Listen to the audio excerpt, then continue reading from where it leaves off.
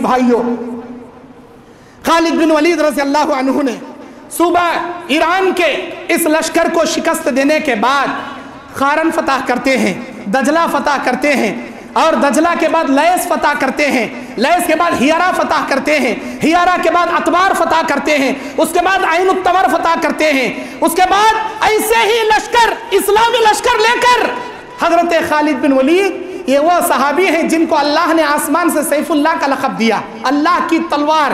100 جنگیں انہوں نے اپنی زندگی میں لڑی، 100 جنگیں، اللہ کی قسم ایک جنگ میں بھی خالد بن ولید رضی اللہ عنہ کو شکست دینے والا مائی کا لال پیدا نہیں ہوا۔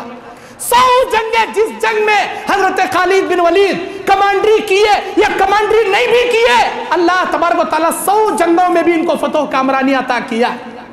میرے دینی اور اسلامی بھائیوں، آج ہمارے بیجاپور میں کرفیو لگا گئے، پولیس آ گئی گئے، ذرہ کیا کی وہاں وہ دھوئے کے بڑے گیس کے وہ گولے اڑا رہی گئے، ہمیں چوہے بلا میں کیسا بڑھ گا تو بھاگتے بلی کو دیکھ کو اندر گھر میں گھس لے بیٹھ جاتے، کیا کہ بازار میں کرفیو لگ رہا تھے، میں باہر گیا سی سی کیمرے میں آ جاتا ہوں، یعنی تو پولیس ہینڈ کیمرہ لے کو مجھے ریکارڈنگ کر لے کو اندر لے جگ جیل میں پٹکتا ہے، پہلے بھاگ بھائی، اندر بھاگ لے کو جانا مچانے والے ہمیں ڈرنے والے۔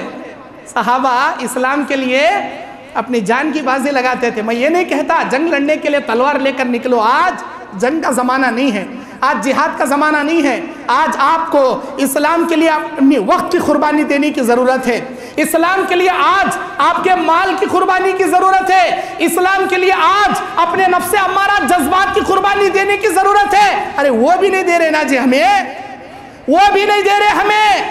میرے دینی اور اسلامی بھائیوں، حضرت ابوبکر صدیق رضی اللہ عنہ یہ تمام عراق کے علاقے فتح کرنے کے بعد عراق میں داخل ہوتے ہیں، ایران کے بعد عراق میں داخل ہوتے ہیں۔ عراق میں حضرت خالد بن ولید دومت الجندل فتح کرتے ہیں، حسید فتح کرتے ہیں، منیج فتح کرتے ہیں، فراج فتح کرتے ہیں۔ اللہ اکبر۔ یہ تمام علاقے فتح کرنے کے بعد شام کی طرف جاتے ہیں، ادھر ایران فتح ہو گیا، ادھر عراق فتح ہو گیا، اب روانہ ہوتا ہے یہ اسلامی لشکر ملک شام کی جانب۔ ملک شام میں خالد بن ولید رضی اللہ عنہ ابوبکر صدیق کے حکم سے رومیوں پر، روم کے عیسائیوں پر حملہ کرنے کے لیے نکل پڑتے ہیں، جہاں 2,40,000 عیسائی مسلمانوں سے جنگ کرنے کے لیے تیار بیٹھے ہیں۔ حضرت خالد بن ولید کے پاس صرف 40,000 کا لشکر ہے، صرف 40,000 کا۔ نکلتے ہیں اور چہارہا جانب سے ان کے قلعے کو یہاں تک کہ محصور کر لیتے ہیں۔ خالد بن ولید صحابی رسول، حضرت اکرامہ بن ابی جہل، حضرت عمر بن اکرامہ، سلمہ بن ہشام، عمر بن سعید، ایان بن سعید، ہشام بن عاص، حبار بن سفیان اور حضرت طفیل بن عمر الدوسی رضی اللہ عنہ جیسے جلیل القدر صحابہ اس جنگ میں شہید ہو جاتے ہیں، اس جنگ میں اپنی جان کی بازی دے دیتے ہیں۔ میرے دینی اور اسلامی بھائیوں، صحابہ کی قربانیوں میں سے ایک تنکا تھا جو میں نے پیش کیا، صرف ایک تنکا، ابھی پہاڑ باقی ہے۔ کیا سمجھتے ہیں صحابہ کی عظیم قربانیاں؟ یہ تھا ابوبکر صدیق کا زمانہ، اب اس کے بعد حضرت عمر فاروق کا زمانہ۔ 2.5 سالہ مدت ختم ہوتے ہوتے اسلام کا پرچم، اسلام کا جھنڈا ایران میں، عراق میں، ملک شام میں صحابہ اور صحابہ کی جماعت جا کر اسلام کی دعوت و تبلیغ کرتے ہوئے جھنڈا گاڑ دیتے ہیں، اسلام کا فتح کرتے کرتے آگے نکلتے ہیں۔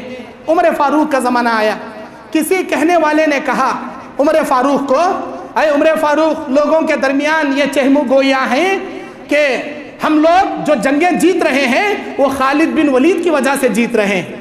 خالد بن ولید جس جنگ میں سپہ سالاری کریں گے، کمانڈری کریں گے، وہ جنگ 100% جیت لیں گے۔ لوگوں کا بھروسہ اللہ پر کم، خالد بن ولید پر زیادہ ہو رہا ہے، کیا کیا جائے؟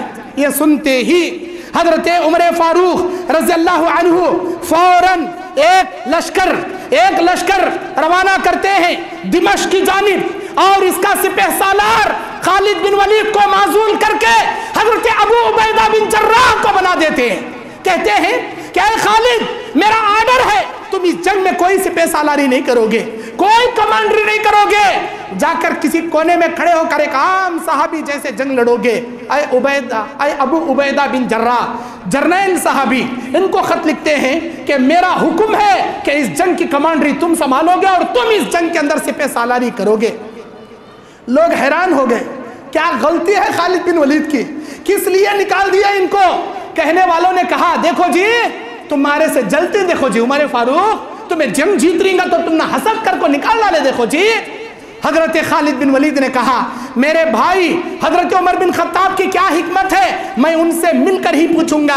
उस वक्त तक कोई मुझे उनके खिलाफ हरगिज ना कहे, वो जन्नती सहाबी हैं, कोई उनके खिलाफ वरगलाने की कोशिश मेरे सामने ना करे। आम सहाबी की तरह दिमश्क की उतनी बड़ी जंग में जाकर कोने में खड़ जाते हैं। उस दिमश्क में ईसाइयों के खिलाफ एक जानिब हजरत अबू उबैदा बिन जर्राह, एक जानिब खालिद बिन वलीद, एक जानिब शरहबील बिन हसन रज़ियल्लाहु अन्हु और एक जानिब यजीद। कौन यजीद? अबू सुफियान रज़ियल्लाहु अन्हु के बेटे यजीद बिन अबी सुफियान रज़ियल्लाहु अन्हु सहाबी रसूल एक तरफ कमांडरी करने के लिए खड़े हो जाते हैं। दिमश्क को घेर लिया जाता है, 6 माह मुहासरा कर लिया जाता है दिमश्क के इस किले को, 6 माह तक खाना पीना बंद। यहां तक के 6 माह के बाद बगैर किसी खून खराबे के ये लोग ये अपना अलम उठा लेते हैं और बाज लोग जंग करने के लिए आगे बढ़ते हैं। लेकिन अल्लाह की कसम, अल्लाह अज़्ज़ा व जल इस जंग में अबू उबैदा बिन जर्राह की सिपह सालारी में इस जंग को फतह कामरान अल्लाह करा देता है। जब एक काफिला मदीना आता है, अल्लाह के नबी के वो चहीते सहाबी उमर बिन खत्ताब नबी के ससरे आकर इस्तकबाल करते हैं, गले गले मिलते हैं। और अब हजरत खालिद बिन वलीद सैफुल्लाह से कहते हैं, ऐ मेरे भाई, मेरी कोई अदावत कोई दुश्मनी तुम्हारे से नहीं है, ना मेरे दिल में तुम्हारे लिए कोई हसद की आग है। लोग ये कह रहे थे जो भी जंगें जीत रहे हैं सिर्फ खालिद की वजह से जीत रहे हैं। मैं उनको यह बताना चाहता था कि जो जंगें हम जीत रहे हैं वो खालिद की वजह से नहीं, अल्लाह की नुसरत, अल्लाह की मदद से हम जीत रहे हैं। खालिद का इसमें कोई रोल नहीं है, खालिद की इसमें कोई हरकत नहीं है। ये नुसरत, ये मदद, ये तमाम गलबा, ये फतह कामरानियां सिर्फ अल्लाह अपने रहम करम से हमें दे रहा है, किसी खालिद की वजह से नहीं दे रहा। ये बताने के लिए मैंने तुमको सिपह सालार से माजूल कर दिया। खालिद बिन वलीद सुने तो खुश हो गए। उन्होंने कहा, मेरे भाई आपने बिल्कुल सही किया, मेरे दिल में आपके लिए और ज़्यादा मोहब्बत बढ़ गई। अल्लाहु अकबर। मेरे दीन और इस्लामी भाइयों, ईसाइयों के गवर्नर सखलाख बिन मखराख अपने 80,000 सिपाहियों के साथ दिमश्क के बाद फहल आता है। वहां पर खालिद बिन वलीद और अबू उबैदा बिन जर्राह जैसे जल्लुल क़द्र सहाबा यहां तक के फहल को भी फतह कर लेते हैं, बिसियान को फतह करते हैं, तिब्रिया को फतह करते हैं और उसके बाद सैदा, बुहैल और शख्सी और इसी तरह कसकर, बाशखासी, फारस, मैं नाम अगर गिनाऊंगा वो नामा तुम ना समझ में भी नहीं आते, ऊपर से गुजरने चले आती। क्या क्या नामा बोल रहे थे मौली साहब। मेरे दीन और इस्लामी भाइयों, अल्लाहु अकबर। इन अजीम साहबा इकराम ने पूरी दुनिया के अंदर इस्लाम का झंडा लहराते हैं, अपने जान की कुर्बानियां पेश करके, अपने जान की बाजी लगा के। और इसमें जो जो सहाबा शहीद हुए, जो जो सहाबा ने अपनी जान की बाजी लगाई, वो बेमिसाल कुर्बानियां हैं। हजरत उस्मान गनी का दौर आता है। उस्मान गनी के दौर में इस्कंदरिया मिस्र फतह करने के लिए हजरत अब्दुल्ला बिन अमर बिन आस को रवाना करते हैं। ये मिस्र फतह कर लेते हैं। ईरान के शहर